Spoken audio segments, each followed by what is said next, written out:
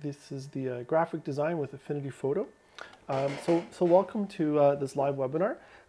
We will be going over the software, principles in graphic design, and just how to access this. And the great thing too is that it's available.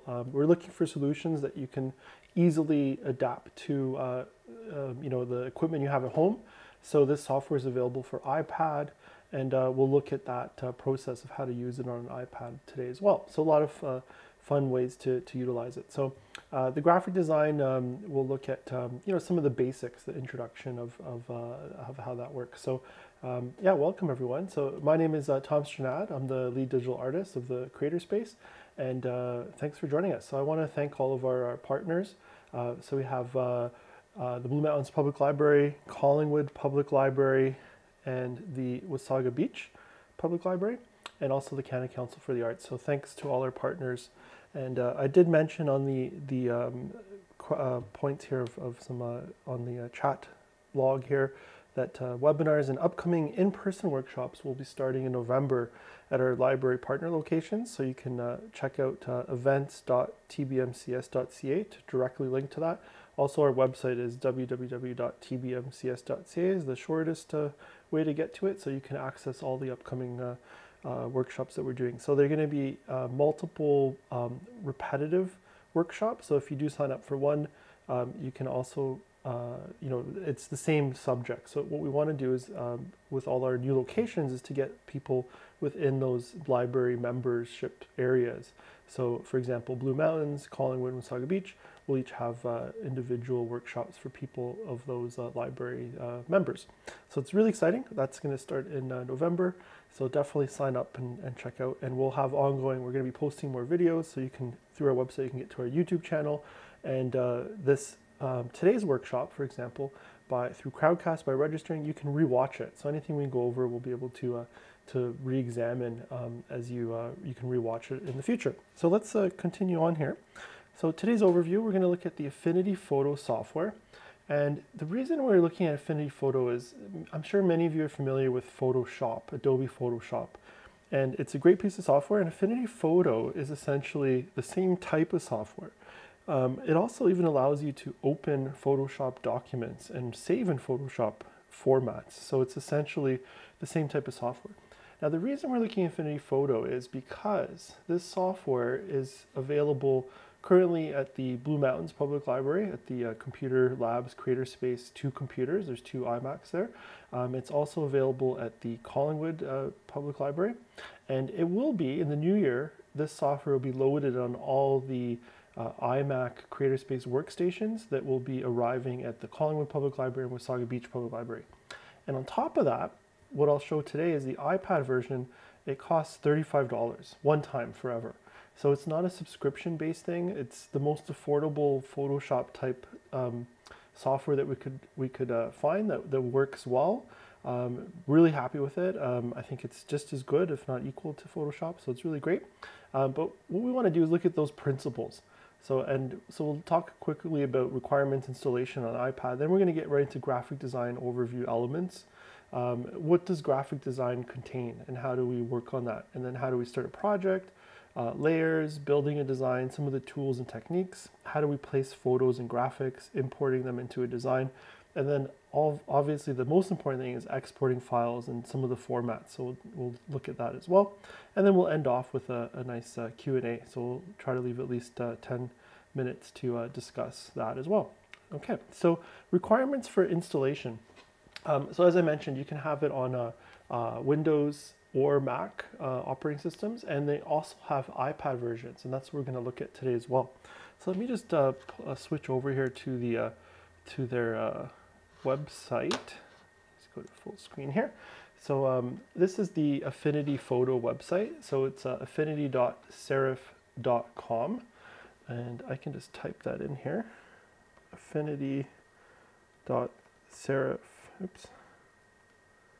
Serif.com. Right, so that's where you can go to in terms of getting the software. And you'll see here there's an overview, and we're not going to go into all of their kind of tech specs the whole overview, but right now you can see there's an iPad version.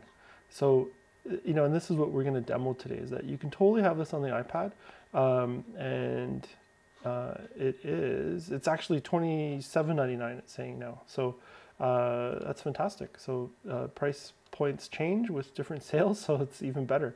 So, you know, and that's the great thing. So tech specs, you know, so if you have a Mac, it gives you this great tab here. So it tells you what Macs it will work on, what operating systems it needs. So it goes pretty far back, 10.9 and up, which is great.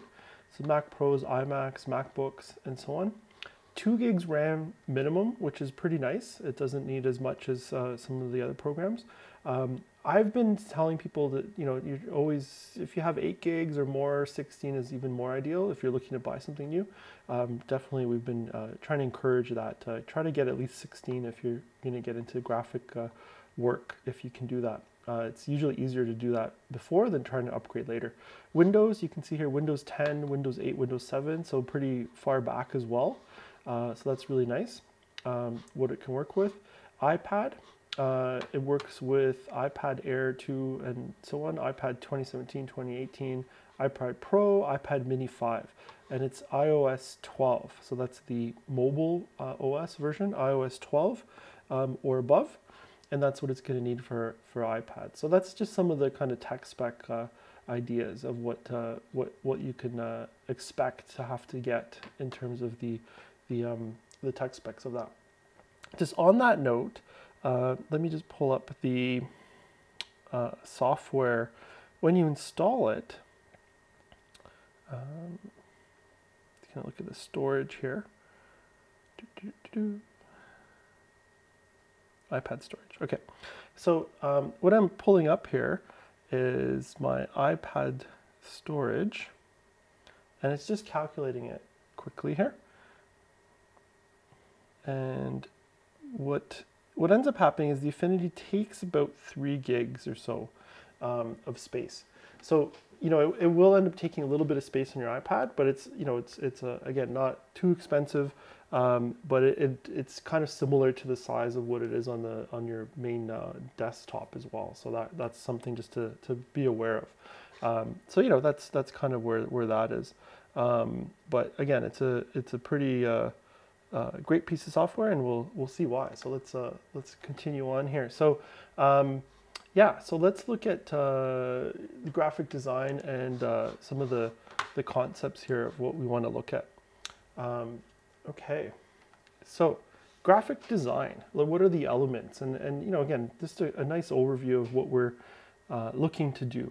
And so my background in graphic design is, because I do film and video work, I'm often doing the poster design work. So it's kind of, it fills the essence of graphic design, because I'm usually dealing with images, manipulating those images like photos, adding some graphics, looking at color designs, some fonts, and then it's all about layering.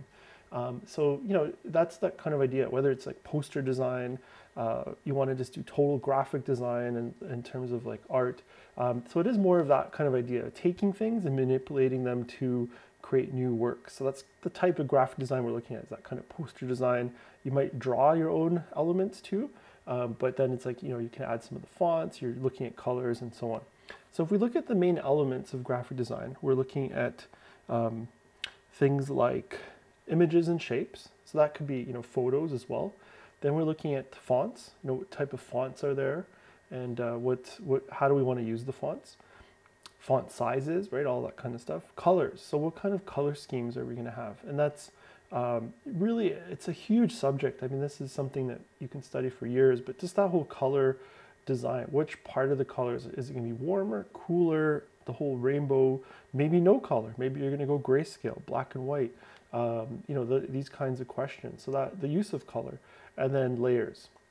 So in the layers, and we'll see how, and this is why I love a program like Photo or Photoshop, is that layers allow us to then manipulate each area, but also to have control over each element as a layer. So that way it's not, the fonts aren't destructive. So the fonts don't necessarily go right on a photograph. They're separate. So we can change the fonts, we can move the font, right? So those layers are really important. So similar to if anybody's done some of the video editing classes too, we're layering images, right? So that's the same idea with graphic design. We can layer these images as well. So the last thing, through composition, I just had this note here, we can achieve a unity of design. So we're using these layers to represent each of these elements. So then we can manipulate them individually. So, that's that whole idea. So the whole is the composition. So these are the elements, and I'm not saying that this makes up everything. Graphic design could be one photo that you're working with and manipulating and creating to tell a story. But it's the composition, and we're going to look at more today, is that whole blend of like images, colors, fonts, and that layers. So it's the composition as a whole that we can really create this, achieve a unity of design. So I have some, and just getting back to the installation, it finally loaded up here on my iPad. So Photo uses 1.5 gigs. So I just like to say that because in case, when you're doing the installation, you want to make sure you have enough space on your iPad. So the one I'm demoing with is a total base. It's just my own personal iPad base, 32 gig model, nothing fancy. And it, can fit it and run it. But the Photo does use 1.5 gigs of my 32 gig. So it's, a big chunk to use, but it's definitely not affecting any performance on the base model. So don't feel that you need to have the latest iPads or iPad Pros or something. It can work with the base model. That's what we're going to demo on. Okay, so let's look at some of these concepts in design. So think about this again. So images, fonts, colors, layers. Right, so this is one image that was done by Tracy Strnad, the creative director of the Creator Space, and this is created for the Creator Space Lab art show, and it ended up becoming an online show because of the COVID-19 situation. But you can see here we have some elements. So we have this background of neuron graphics that were utilized over black, right? So those are layers themselves. There's the black plus the neuron image on top of it, right? So we want to start to look at what kind of layering we're doing as well. Then we have that square where we have some of the logo work. So we have the Blue Mountains Creator Space, Digital Arts Lab as a logo. We have some of the partner logos, but the text is, this is your brain on digital art in a box using pink. And that pink color is, a design element in terms of that's one of our logo, the Creator Space's logo's colors, as you can kind of see in the bottom left here. That color scheme is in the Creator Space. So that's really cool to see. Is that you can create that kind of an element and make it work that way. So by manipulating the text and the graphics in that manner, we're creating different layers, and we're able to make that work. So I'm just dealing with one light here.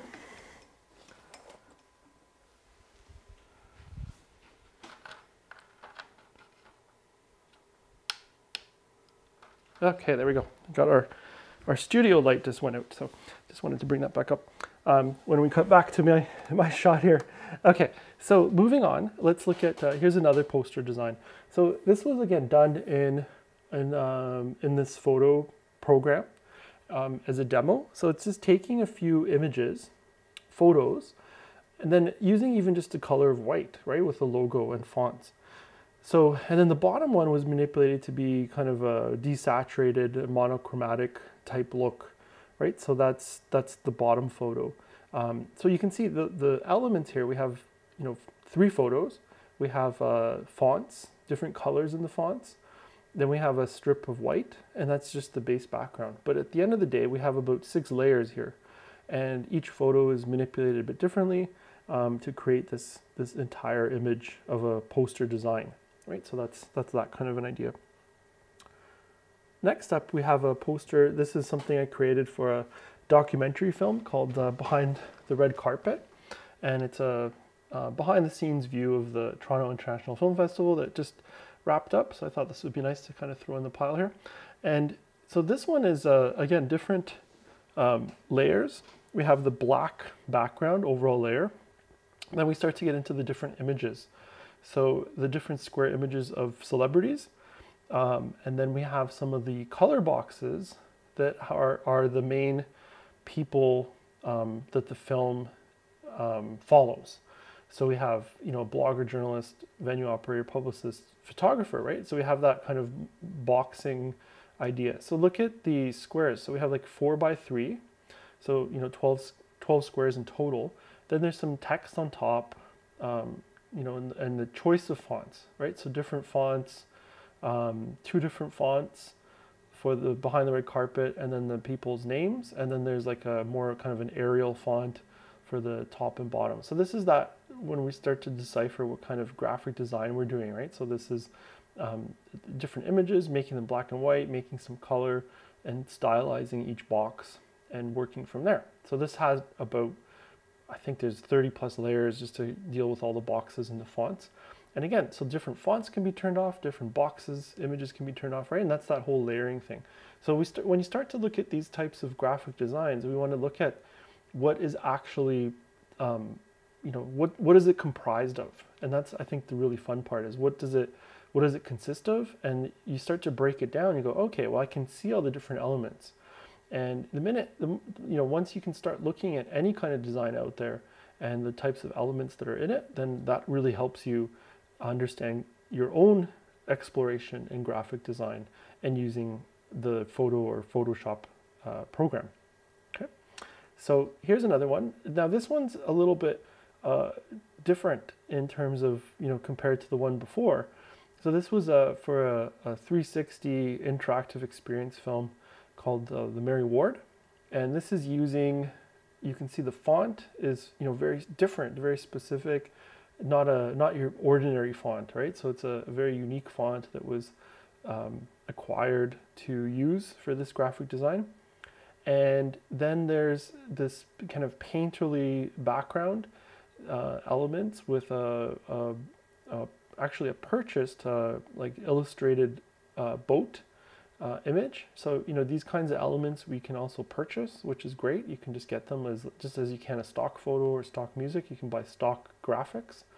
They can be incorporated.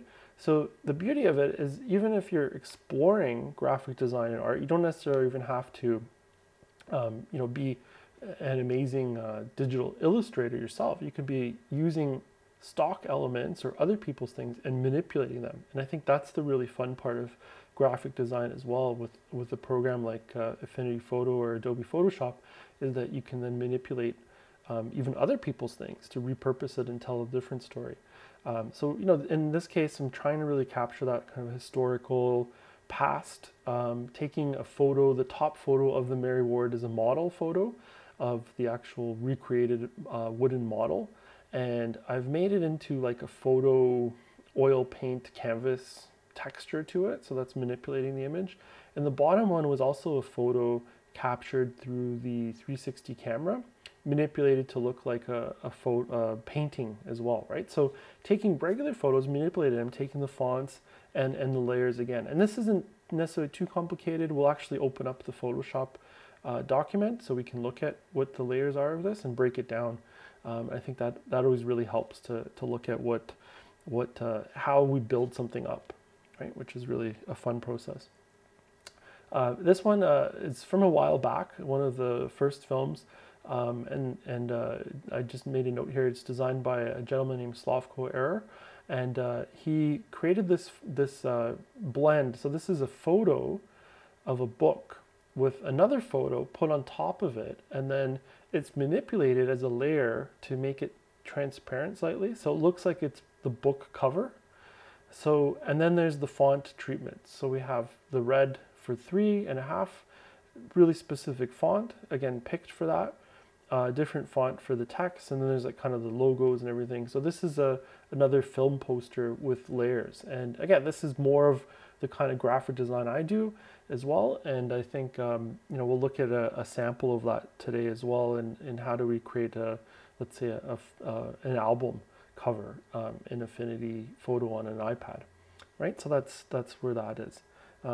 Okay, so let's continue on, and just going to switch over here, and what I'm going to do is just open up the, just got to minimize this. So I'm going to open up a poster that was done, the Mary Ward poster, and I'm going to open it up in Affinity Photo. Let's get right into the program.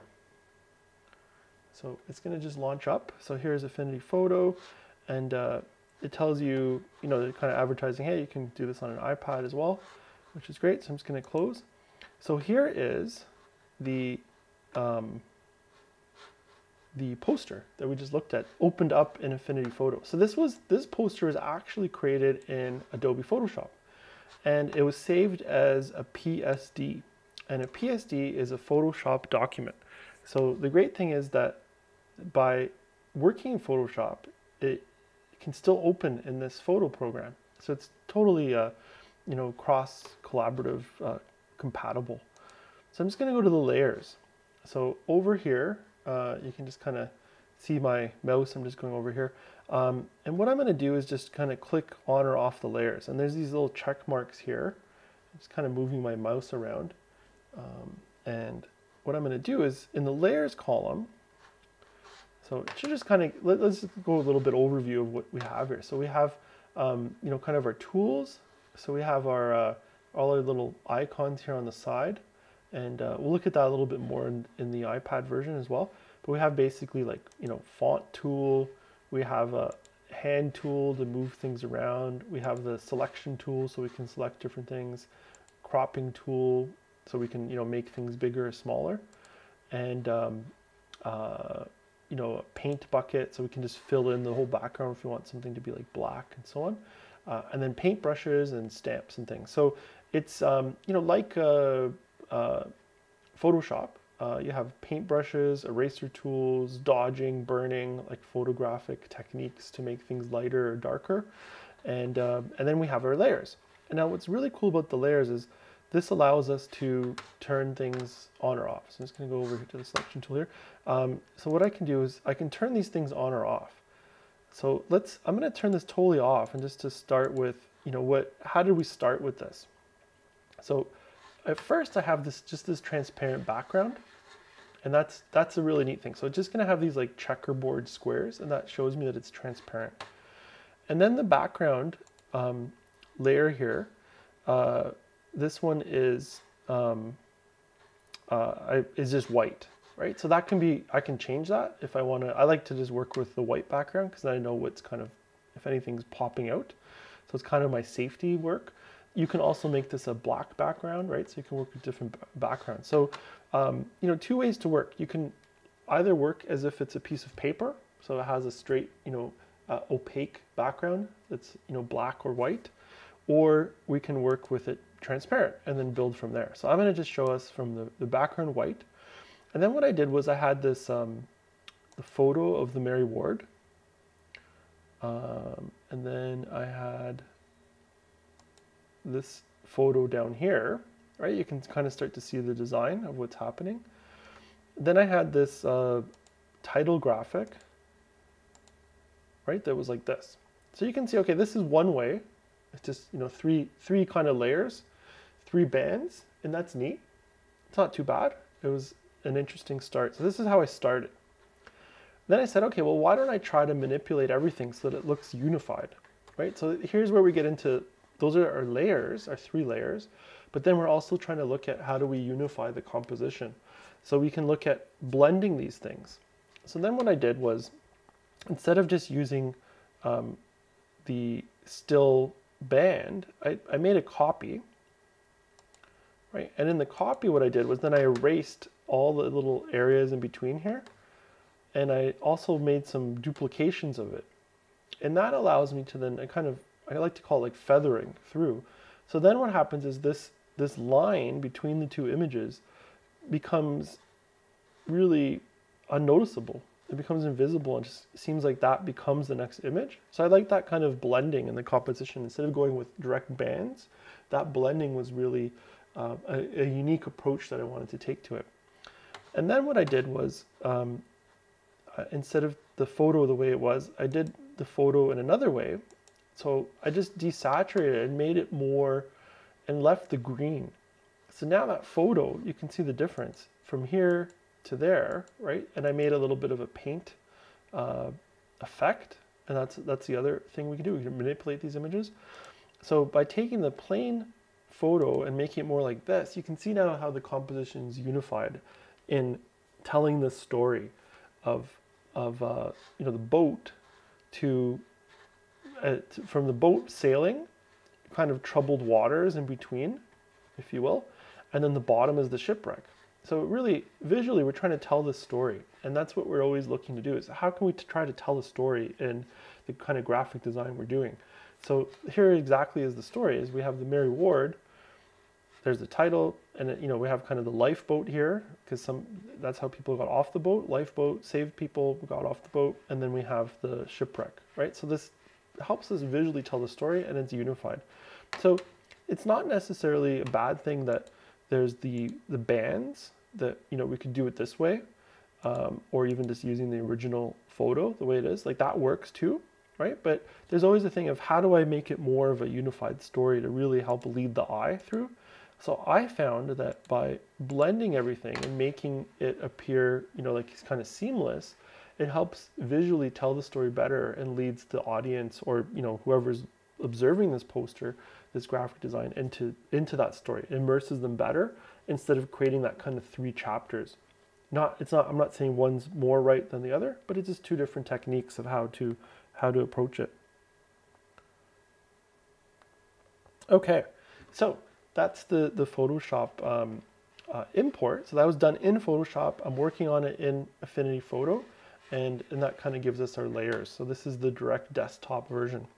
So what I wanted to do now is I'm going to switch over, and let's go over here to the iPad version. So here I have the iPad set up. I'm just going to focus that in a little bit so everyone can see a bit better. So on the iPad, what we can do is essentially you can go to the App Store, and if you go to the App Store, it's just going to load up, and if you search, I'm going to just search for Affinity. So it's AFFINITY, Affinity. And then you get this Affinity Photo software right here. So this one shows up. So in this case, I already have it, like I already purchased it. Otherwise, it's going to ask you to spend the money, the $27. And again, it's not a subscription, so it's a one-time fee, and then you have the program, and that's it. So it's the most affordable software to be able to do that type of work. So let's go right into it. So once you find it in your App Store on your iPad, you will purchase it, and then you install it, and then you hit install. So it's like purchase, and then it does an automatic installation. So it's pretty automatic in an iPad. When you're doing on a desktop installation, you just have to follow through the software process of what that is, right? So that's going to be just a little bit of a different process, but you're just installing the software. But the great thing is, what I wanted to show with the iPad is what we can do in Affinity with the iPad. So I'm just going to find the software. I think I have it over here. So you'll see, like it's essentially just this photo icon, and there's another one called Designer. And Designer, we're going to do another workshop in the future on that too, but Designer is like Adobe Illustrator. So it's another very familiar type of tool that's out there, software tool. But we're going to look at today is in Photo. And it's sometimes people are like, oh, you're using, you know, Photoshop or Photo for graphic design. And it's just something that I learned because I used a lot for video work to create different layered images or graphics. And then I started using it also for the, you know, to be able to do posters. And I found the layering is quite simple to work in, and it's, I think, a really great tool to work with in terms of if you have a, you know, photographic background, you can easily get into some graphic design. So it's a great bridging software. Whereas Designer, in future webinars, we'll see how it can get a little bit more complex, but it's a whole amazing other tool as well. So they have a lot of similarities, but there's a lot of differences as well. So let's look at Photo. So here's something that I did. I'm just going to open this up. So once you launch, it's going to you have like all your stuff, all your open projects are shown, and then you can create different elements within this. So what I like to use is, I'm going to just pull this up here. I have an Apple Pencil, and I think with Jeff Wilson's been looking at, he's been exploring this in live webinars in the cartooning and digital illustration workshops using the Procreate software. So another great tool to work with. But I'm gonna use the Apple Pencil a bit, but you can just as well use your finger for any of the tools as well. So for example, I can just zoom in and out of this canvas, right? And I can move it around where I want it. I can zoom in to really see close up what I'm doing. And this is the really cool thing about using something like a photo software on an iPad, is that it has all that touch sensitivity, whereas on the iMac or a desktop, you're using a mouse usually, right? So all of a sudden you have this tactile, direct ability to work with things. Okay, so how does this work? So you see a bunch of different tools, and what we want to do is we start off with one of the top tools here is this layer tool. So I'm going to hit on that. So this is just represented by, it looks like a stack of papers. And I think that tool is really great in illustrating how this software works, because it is a stack of layers essentially. So let's break this down. How did we create this? And then we're going to I'm going to recreate something like this in a brand new project. So I think that's always a cool thing, is breaking things down first and then understanding how we can make things to begin with. So I'm going to turn these layers off. Oops.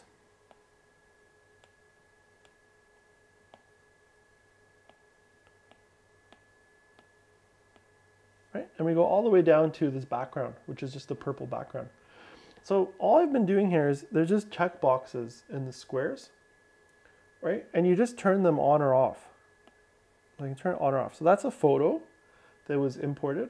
The background is this kind of purple background.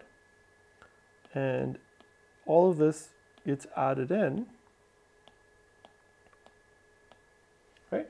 And then we get this whole poster design. So I have like a photo, purple, a little bit of text, and I did a little bit of a painted line on top, and that's it. I got my graphic design, right? So here it is in the kind of the better color of right off the iPad, so you can kind of see the richness of color of what's happening. So again, just turning these on or off. This is really the first essential part, is how do we create things with layers, right? So we start with our base. So the base is totally transparent and empty, and you should be able to see it, but there's little checkerboards, that are just showing you that it's transparent. Then what we did a full layer of purple, added in this photo, did a bit of a what's called a curves adjustment to make this a bit darker with more contrast. I drew this on and have a little bit of outline. So this was done with a paintbrush tool. I did some contrast, so another curves adjustment. I don't think that one is anything. And then I have the font here, Jazz is Cool, and a new album. So, and that's just adding in the text, right?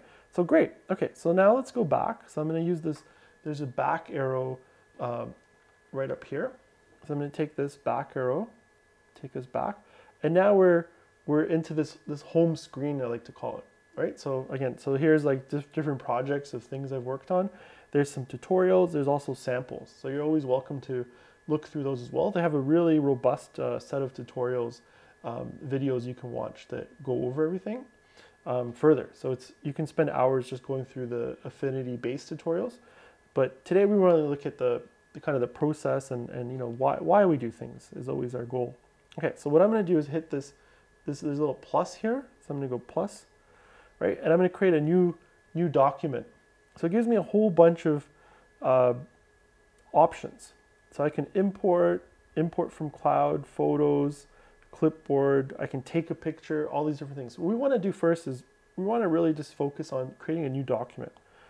So the new document gives me a bunch of options once I hit new document. So instead of a photo, I'm going to go to print. Okay, and I'm going to choose, you can do different custom things. So what I was playing with was it's a something called a 12-inch vinyl cover. So it's basically creating a nice square.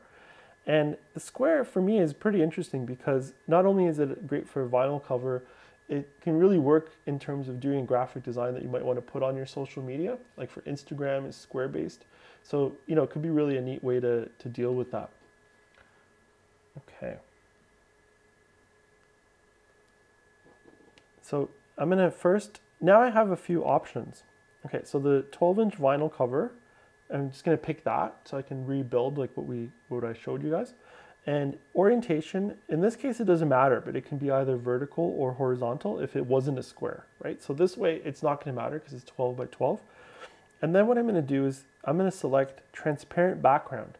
This is an option here. So that lets me start with a transparent background versus you know, having a solid background. Otherwise, it will just put in a default, like a white background. Then you hit OK. It's going to create the new document. And here's our new document. And then I can just take my fingers to, you know, zoom in or out. Sometimes it opens up as kind of your whole screen, but you're not really seeing the whole document. So by taking just your two fingers, I can just zoom out a little bit like that. Okay. Now the next tool, what I want to do is I'm going to look at, okay, well, this is my background, the transparent background. And what I'm going to do is I'm going to go over to my color tool, and the color tool is just up here. I'm going to hit that with the pencil, and I'm going to go to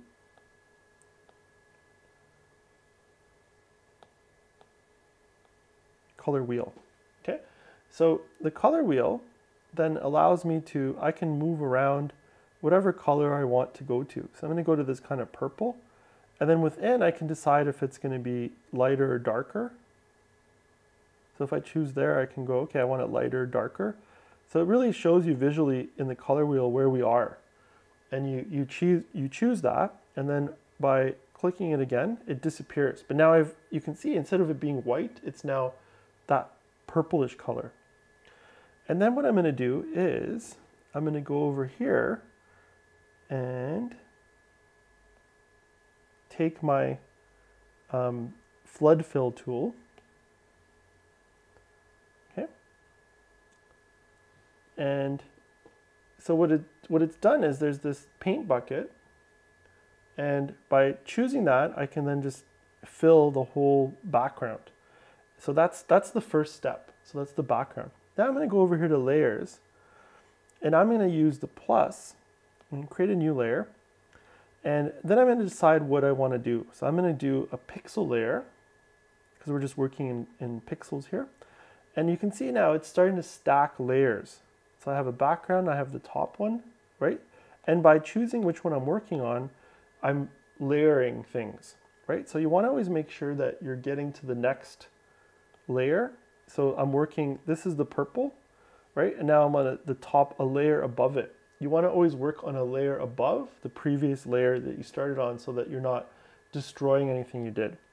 So in this case, I'm going to import a photo. So I'm going to just go up here to my dots. Okay, there's these three little dots on the top here. And from there, I'm going to choose place. And I'm going to say, let's place. So placing is the idea of concept of importing. So I'm going to place from photos, and I'm going to choose some photos. Let me just find something from, let's find a, here we go, a sandwich.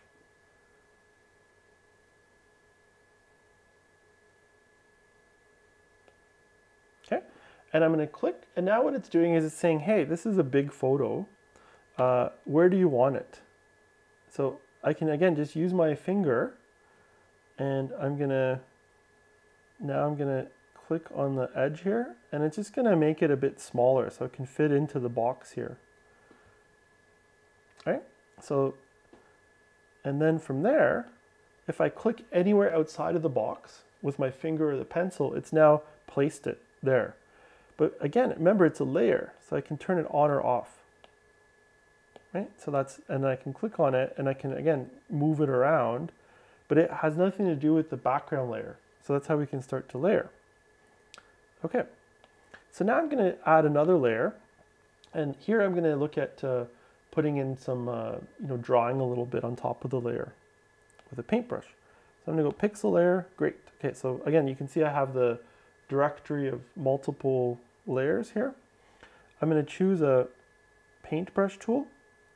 And what we get with the paintbrush tool is it just defaults to the black color down here.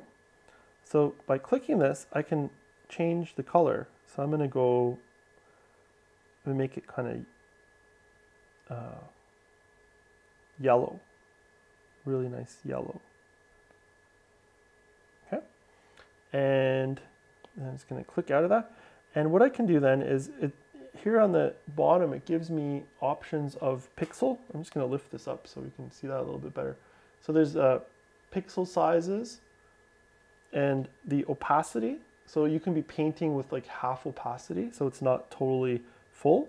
You can have a lower flow and hardness. These are things that you can really experiment with. So opacity will just be like, it's transparent instead of being a solid paintbrush. Flow, it basically flows at a less than 100%. So you're slowly painting. It's not putting like a lot of paint out at once.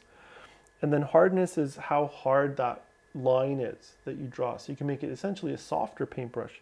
So it's trying to emulate what you do with a paintbrush or tool. So what I'm going to do is just make this a little bit bigger. And what you do is you just click on that with your the Apple Pencil. And I made it 56 pixels. Let's just see what that looks like. Okay, so we put a little bit of yellow. That's kind of fun, right? So, and if you don't like that, how do we undo? So all you need to do is you just take the two fingers and you tap and it does an undo. And then the, right? So that's how we can undo just with the two fingers. So let's make it a bit bigger. So I'm gonna go like 77 pixels. Let's see what that looks like. So I'm just gonna paint on top here. Okay, that's kind of fun. It's nice. Okay, so now we have the yellow. Well, now, next thing we want to do is, I don't want it to necessarily be that opaque. So I like painting solid and then manipulating the layers after. So let's do that. So I'm going to click on this layer. Oops. Let's go back to the selection here.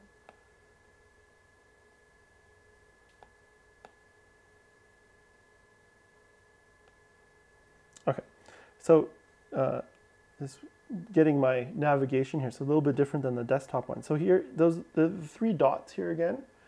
So whatever layer you choose, I'm going to hit on that, and this gives me layer options.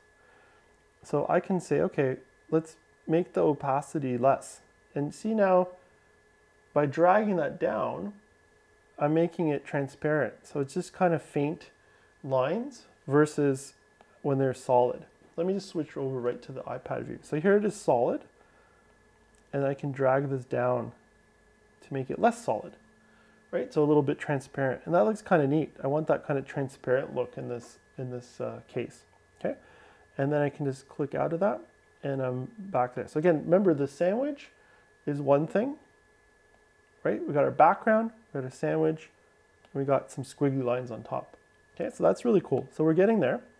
And now what I'm going to do is I'm going to create another layer, pixel layer, and I'm going to go down here to the font area.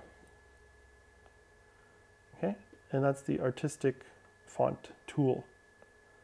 So I'm going to click right here, and it becomes like just a big typewriter, and I can just choose the type of font, the point size we want. So I'm going to go really big here to make my album cover. I'll choose American typewriter, and let's go bold. Okay, all that jazz. Okay, and once I'm done, I just click out of that, and I'm just going to drag my canvas back down, right? And you can see we have that. Now, again, this is a layer. So I can turn this on or off, right? And I can click on this, and then I can also make it bigger just by dragging, right? So I can resize it in that method. Look at that, right? So we can make it a lot bigger, right? So that's really cool. And I'm just gonna just get out of that. So that's how we can add the font, right? So we have our background. So look how quickly we can just add a few elements and play with how we want them to look. So now what I'm going to do is going to do a little bit of image manipulation. So I'm going to just go to the side here, and sorry, not with the channels, but in the right here, right? So I can do different adjustments. So I can say, okay, let's do brightness, right? And then what I can do is I can make things brighter. Right? I can add more contrast, and it's a little bit better to see right here, right? So you can do different manipulations in the types of these channel mixers. So you can deal with color balance, curves, exposure, gradient maps, inverted, putting on lens filters. Let's go to like a lens filter, right? So we can create different color filters. So we can kind of change what the color is by offsetting that as well, right? So let's make it a bit warmer, and we've basically manipulated it now. So from purple, we're into this kind of warmer pink. Really quick ways to do that. So that's the really neat thing there. So again, back to our layers windows, we have all our layers, and then I can turn these adjustments off as well. So brightness, so those, they're called adjustment layers, and that allows us to, manipulate the images, but we're also not forcing that change. We can undo it, and not by going back in history, but by undoing it in these effects layers. So it's a really cool way how the software works in the adjustment layers as well, and the photos. So that we've done all that, which is fantastic. That's looking really nice. We got a basic thing. We can do some more effects work with it. So let's say I take this, I'm going to hit over here to the effects, and maybe I want like an outer shadow.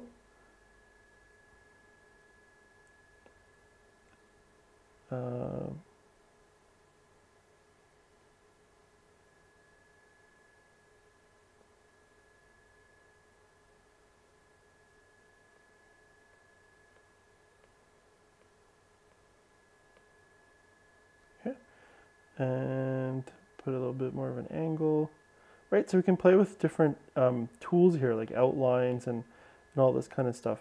And that's it. So we can, let me just get back out of that. Okay.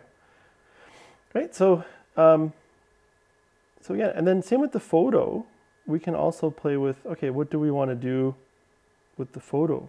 So we can play with the photo opacity as well, right? We can make it kind of transparent. So different manipulations, so we can always work with it that way. And that's it. So we got our basic overview of how we can add. We added a photo, we add some layers, and go from there. So now what we want to do is, how do we get this out? Okay, so then what we do is we go up here to this like little, it looks like a little file, or like computer disk, I think maybe it's trying to be. And what I can do is I can export this. So now I can say export, and now it gives me all these options. So I can choose whether it's, a JPEG, PNG, GIF, TIFF, and all these different formats. Sometimes it gets confusing. What are all these formats, right? So PNG is usually a smaller file size. It's great for web use and email use. JPEGs are kind of the long standard for photos and graphic work. JPEGs are pretty standard out there. And then we get into this, we can create it as a PSD. So with a PSD, it creates a Photoshop document. And that, if I export it as a PSD, I can actually then open it in Photoshop if I want to. Let's say I'm sending it to someone else, they can use it in Photoshop. The PDF is what can be used as a Adobe Acrobat, that PDF reader. We're familiar with PDFs a lot. So that's a pretty compact format style as well. In this case, I'm just going to create a JPEG.